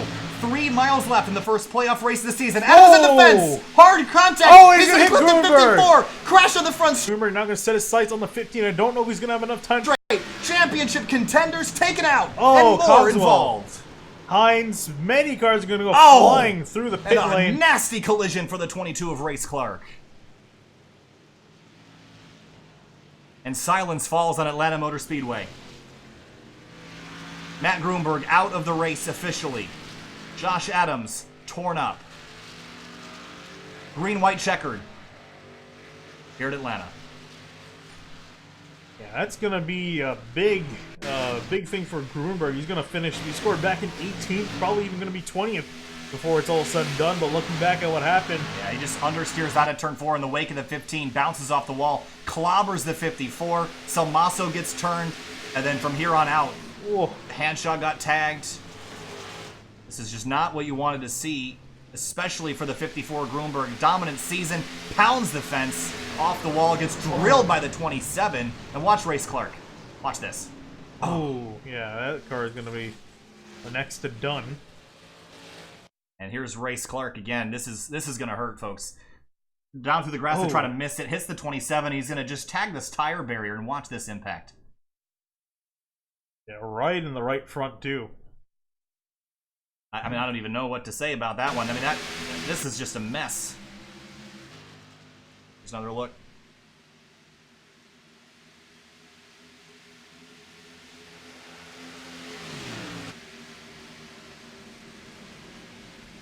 More cars. I think the 2 of Richard Hinds. Yeah, I saw him spinning around. He actually managed to make it through. It was another car that got tagged up in it. Hanshaw just snuck through there, then got clobbered at the end. He had some decent damage. All right, well.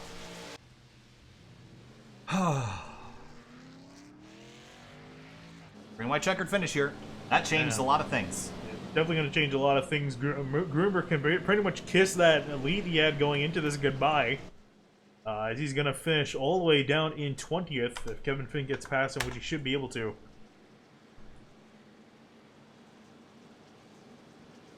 I'm trying to get my green-white checker number to show up. Can't say that's working perfectly. I don't know. I guess I keep trying, I guess, so we can go back green. Yeah, I guess so.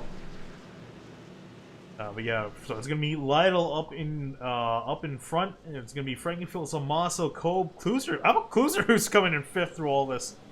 Yeah, it has not been a spectacular night for him, but car's undamaged and sits 5th. Also, if you can pull over, I didn't see, did anyone come down on pit road?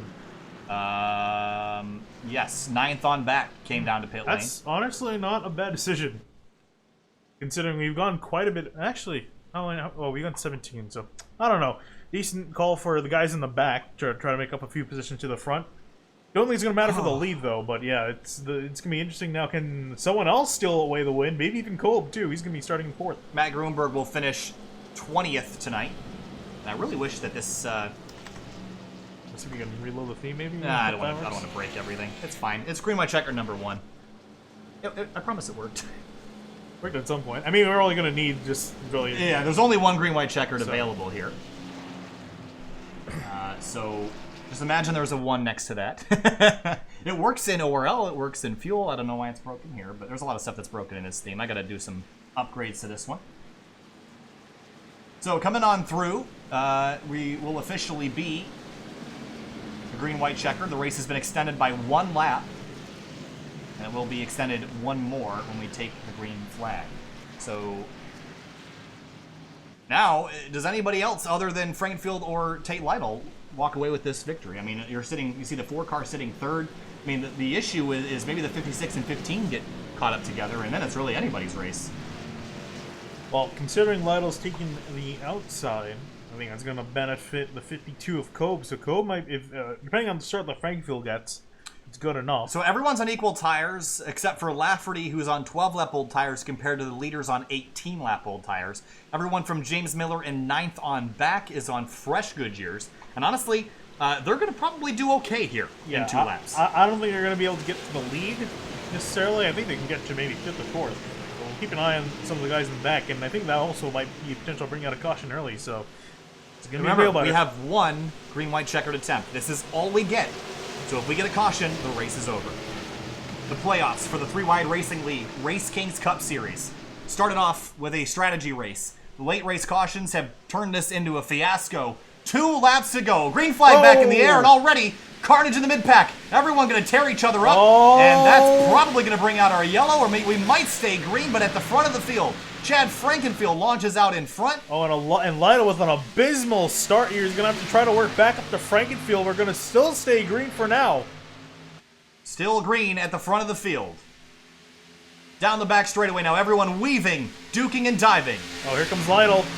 He's got a really good run on that back straightaway. He's going to go up high, maybe try to get a run on Frankenfield. No, he's really tight. He's going to be in the wall out of turn 4. And here comes the 4 of Salmasso to the inside. He'll take 2nd place. White flag in the air for Chad Frankenfield. 1 more time around. And how about look at James Miller in the 42 in the background with this fresh tires. He's rocking around some of these drivers. For Chad Frankenfield, this race looked like it had slipped away. For the 56, it did. He crashes down the back straight. Corey Lindsay, vicious impact into the wall. He slides back up the racetrack into traffic. There goes the 95 and Josh Adams on through. But for Chad Frankenfield, the chaos goes away. The 15 of Chad Frankenfield wins in Atlanta. Yeah, great run for him there at the end. Not so much for Lightle, who's going to skimper across the line way back in the order. And he's going to come across the line, scored in 11th. That did not work out great for the 56. And at the end of the race, it's Chad Frankenfield on top of the standings. The winningest driver of the season will pick up yet another one. And this is going to be huge for him because the 54 finishes in 19th place. Actually, should be 20th. Everything's said and done here for Matt Gruenberg. So, for Chad Frankenfield, the timing scoring is a little awkward because the way the race ended late, but should be all sorted out. But Chad Frankenfield wins at Atlanta. We'll go back and watch the restart as well as the accident with the 56 on the back straight here in just a moment. The race results.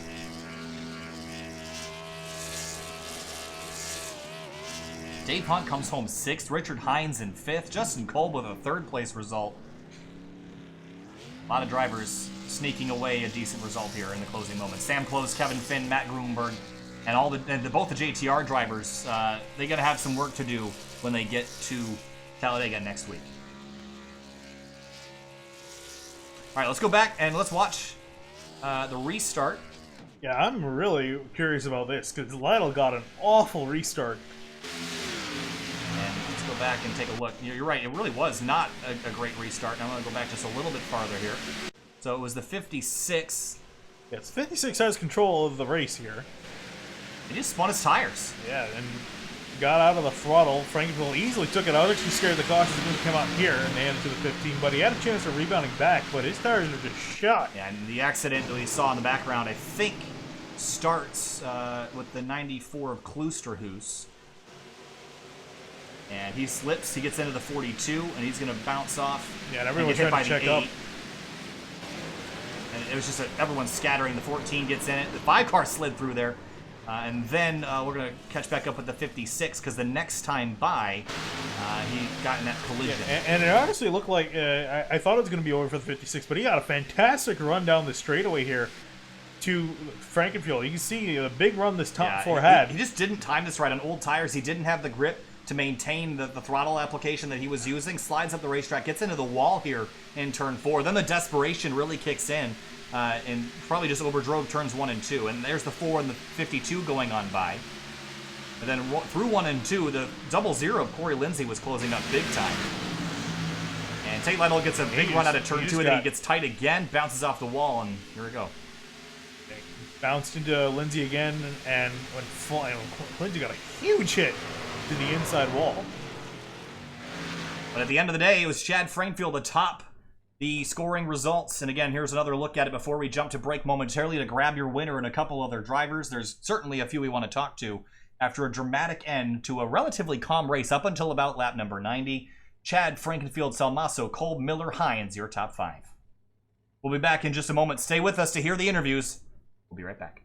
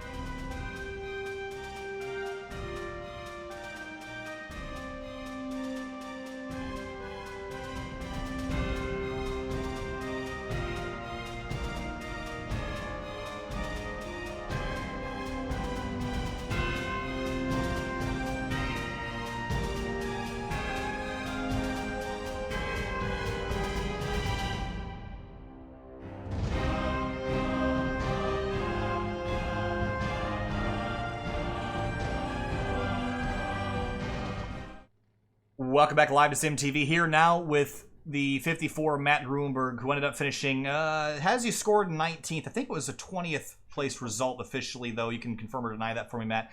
But certainly not the finish you were looking for. Some contact there in the closing moments with the 95. A great start to the race. The pit stop puts you back. Just walk us through those last 40 or 50 laps or so. Yeah, 2 big mistakes on pit road. First one slid through the box, and then the second one, unsafe pit entry. So the second one really hurt us with the 15-second penalty and really put us behind. And then ended up getting collected with Josh there at the end. I can't really blame Josh. I mean, he was going for it and just got a little bit tight out of 4 and just bounced off and into me. Just wish that he just either barely missed me or just bounced off and went into the grass, and I wasn't there, or I wasn't the one that he hit. But I mean, we had playoff points that we accumulated in the regular season, so I think we had about a 15-point advantage on the cut line going into this. So we should be about even now. So Talladega is going to be a little bit more stressful than what I anticipated it to be, and especially in Martinsville as well. But I mean, we got an uphill battle now. So good thing is, I think the points reset after the cut race at Martinsville. So if we can make it, I think we'll be in a pretty good shape then. All right, well, Matt Gruenberg officially comes home 20th place tonight after dominating the early part. Matt, thanks for talking to us. I know it was a tough finish, but thanks for chatting. Good luck next week at Dega. Yep, thank you. Moving on now, we're going to see what we're going to talk to. Who's going to drag in? It'll be Tate Lightle in the 56, who finished 11th tonight. Certainly not indicative of the night that Tate had. Tate, we talked to you a little bit earlier in the evening. Of course, really not the result you were looking for. What happened in those closing moments? Obviously, had a good restart position, but it ended up kind of slipping away. Walk us through. Yeah, I don't know. Tires spun way more than I thought they would, and then I don't know. It was just plowing. I felt like I was running it just how I was before the caution, and just plowing, and then got loose off of 2 and got hit by somebody and looped it around. So not ideal. Thought we were gonna have a win there, and watched it slip away. Heading into Talladega next week, obviously that's a track that a lot of people have circled. A lot of people are fearing it. Some people are excited for it. Is that a track that you think you can kind of redeem yourself at, or is that one now that you're a bit more concerned about? If I can get a top 10 at Talladega, I like my chances at Martinsville. But Talladega is a crapshoot and a half, so you never know that. All right, Tate Lightle, 11th place tonight. Tate, thanks for talking to us. Good luck next week at Dega. Hopefully things turn out a little bit better next week. Thank you.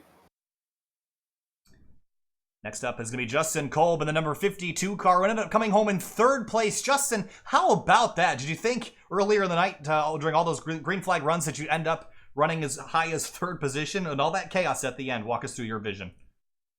Yeah, I mean, pit stops were kind of weird. I kind of had a feeling that once we got that first green flag running, we were just kind of going to run green for the long run there. And, I mean, we somehow made up about a spot, a pit stop, which I don't really know how that math added up. But once we got that caution, I knew it was going to kind of get crazy from there. And somehow or another, found myself 4th at that point. Slowly chipped away, kind of just kept in that front pack, and obviously you saw the result there at the end with a couple laps to go that caused the green-white checker. So I guess, you know, in these playoffs, it's all about putting yourself in the right position, and luckily we found ourselves in the right spot there at the end, and only we had a little bit more there at the end to get Luis, and somehow held off the 42 there at the end, but overall puts us in a good position, I guess, for Talladega, which you never know what can happen there.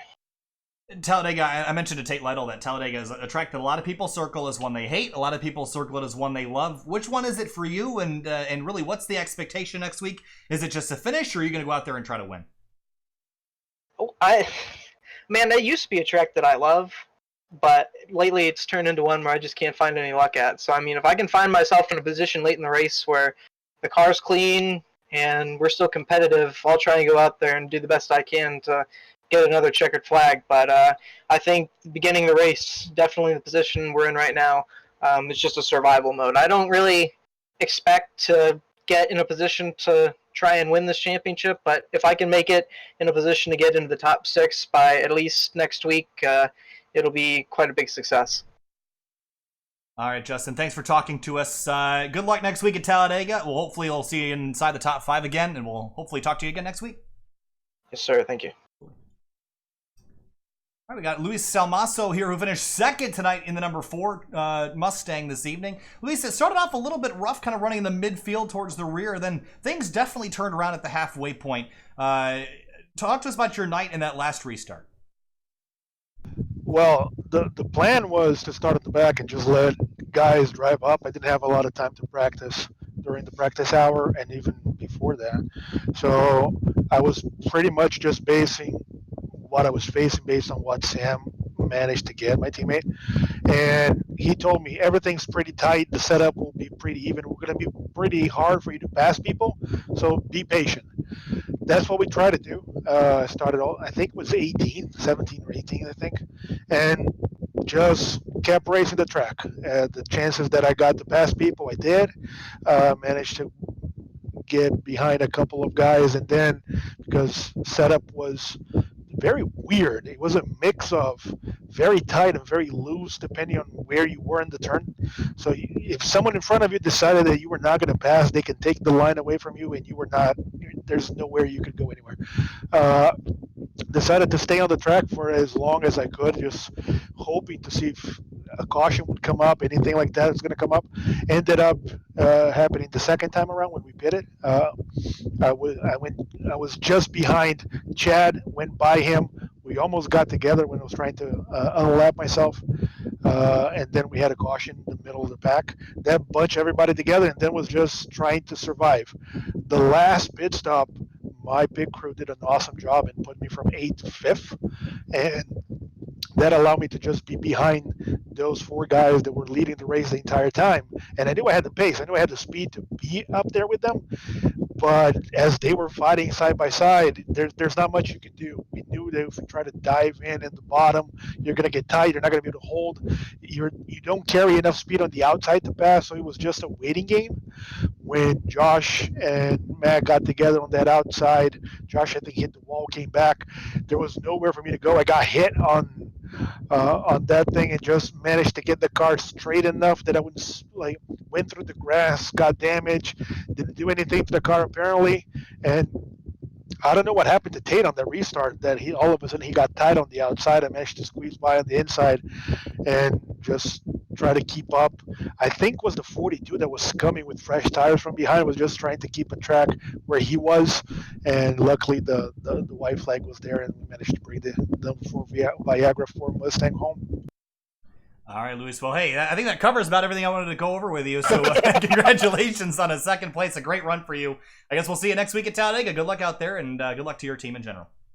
Yeah, we'll be here. We're going to try to push Sam close to a pretty good finish. He didn't have the race that he wanted today, so hopefully we're going to be able to help him out, get a pretty good finish next race. Just want to give a pretty big shout out to everybody at 3WideRacing. We have a couple of guys that haven't been racing because of off the field things, so pretty big shout out to Rusty Webb and to Paul Ross as well. Big shout out to Sam Close, and especially to his dad, John Close, who has a brand new book out, The Barnyard to the Brickyard, the Rich Bickle story. So if you guys are looking for a really interesting NASCAR real story, go check that book out. It's on stores. So pretty shameless plug there, but go check that out. All right. Thanks, guys. Thanks, Luis. We'll see you later. Richard Hinds has joined us in the booth now. Richard, a great run for you in that number 2 car tonight, that Eisen Design sponsored Mustang.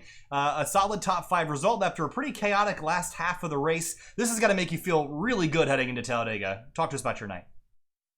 Oh yeah, I think that new paint job Drew put on the car gave me good luck tonight, because usually I'd have been right in the middle of all the wrecking.